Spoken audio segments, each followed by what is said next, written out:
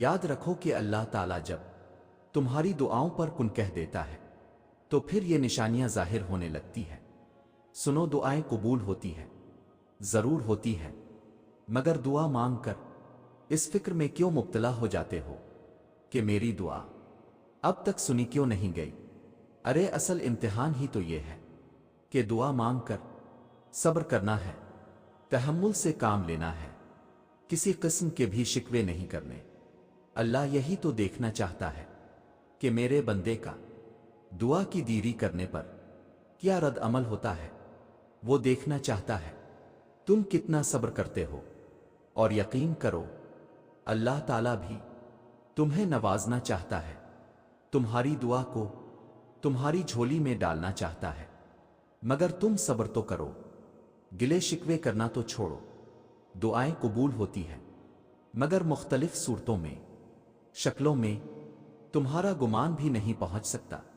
جن ذریعوں سے اللہ تمہاری دعائیں قبول کرتا ہے، دیکھو تم مانگو اللہ سے، تمہارا مانگنا اچھا لگتا ہے اسے، تم پریشان کیوں ہوتے ہو؟ کیا اس کی قدرت پر یقین نہیں تم کو؟ وہ تمہاری شارک سے بھی زیادہ قریب ہے۔ جب تم اپنی ماں کی نیت پر شک نہیں کر سکتے تو اس پر کیسی بے یقینی جو 70 ماؤں سے بڑھ کر تمہیں پیار کرنے والا ہے۔ اس سے مکمل یقین کے ساتھ مانگ کر تو دیکھو، عرش پر کن کہہ کر ساری دنیا کو تمہارا وسیلہ بنا کر نوازے گا تمہیں۔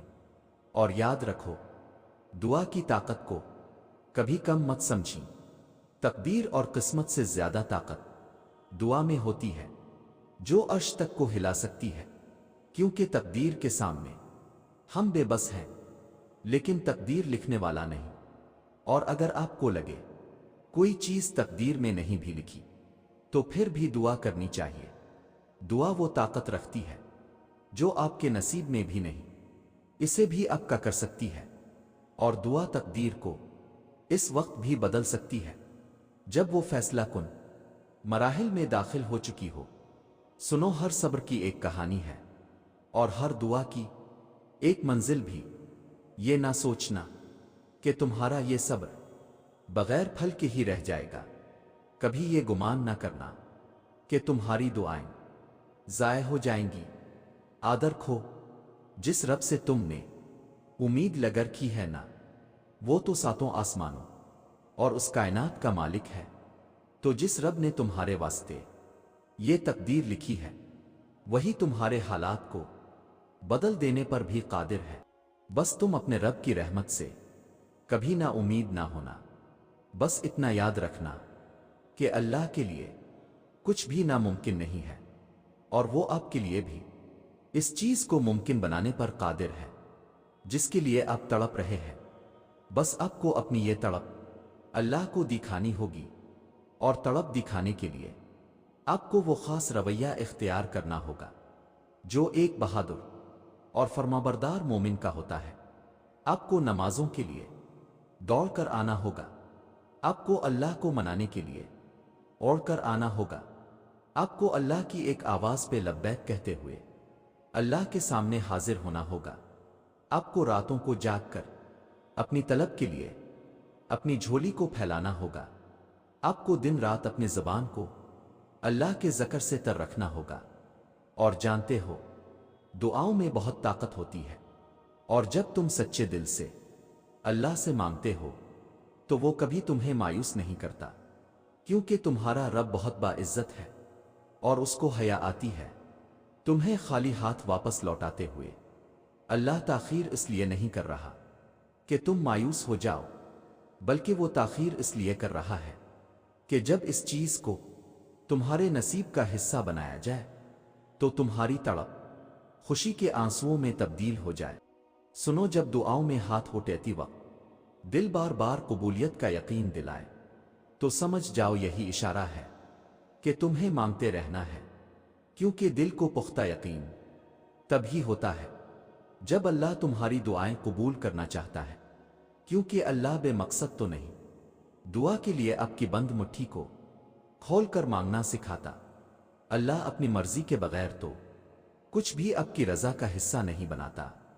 کچھ تو بدلنا ہے اللہ نے جو وہ طلب نہیں بدل رہا، کچھ تو ممکن ہونا ہے جو یہ دل بار بار ناممکن مانگ رہا ہے۔ گنجائش ہے اب بھی معجزوں کی، تو ہی تو دو عالموں پہ لائی گئی ہے۔ توکل رکھیں، اللہ کی چاہ ہے تو ہی تو وہ آپ کی بھی چاہ بنائی گئی ہے۔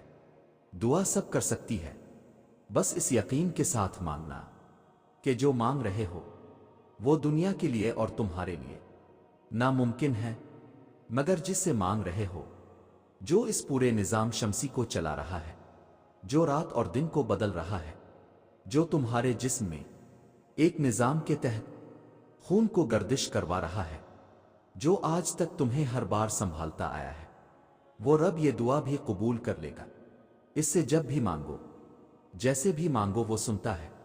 بس یقین کو کامل کر کے مانگو، یہ جان لو جو مانگ رہے ہو وہ ممکن کرنا اس رب کے لیے مشکل نہیں۔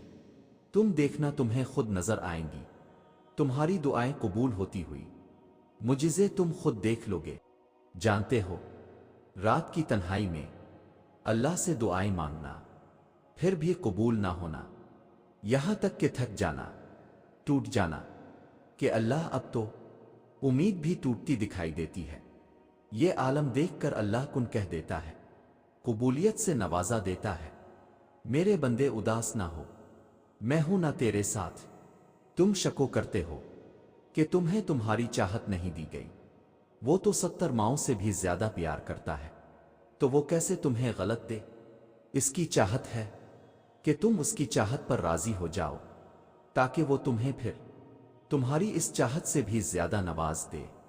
یاد رکھو، تمہاری دعائیں سنی جا چکی ہیں، تمہارے صبر کا صلہ لکھا جا چکا ہے۔ اب تمہیں تمہارے یقین کے معجزے دکھائے جائیں گے، تاکہ تم جان سکو کہ مخلص دل اختتام میں ہمیشہ جیت جاتا ہے، اور تقدیریں اللہ کے ایک اشارے پہ بدل جایا کرتی ہے۔ کتنا سکون ملتا ہے نا جب اب کے لیے سارے راستے بند ہو جائیں اور آپ کا دل کہے صبر رکھو، اللہ کی رحمت کا دروازہ بھی بند نہیں ہوتا۔ تو پھر آپ کا تہجد پڑھنے کا خیال آنا بے وجہ تو نہیں، آخر کچھ تو ہے جو ممکن ہونا ہے۔ اللہ ہمارے غم اور پریشانیوں کو سمجھتا ہے اور ہمیں اپنی رحمتوں سے نوازتا ہے۔ مایوس نہ ہونا، جن کے لیے مشکلات زیادہ ہوتی ہے ان کی طرف سے رب کی محبت اور انعام بھی زیادہ ہوتی ہے۔ ہمیشہ امید اور بھروسہ رکھنا چاہیے، کیونکہ اللہ ہمارے صبر اور ایمان کو آزما کر ہمارے لیے بہترین انعام اور فضل کی طرف لے جاتا ہے۔